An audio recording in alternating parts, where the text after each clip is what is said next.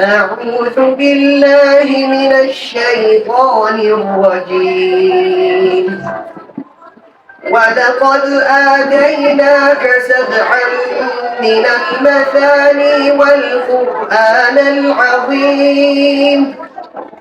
لا تمدن عينيك إلى ما متعنا به أزواجا منهم ولا تحزن عليهم واخفض جناحك للمؤمنين وقل إني أنا النذير المبين. كما أنزلنا على المقتسمين الذين جعلوا القرآن عضين. فوربك لنسألنهم أجمعين عما كانوا يعملون.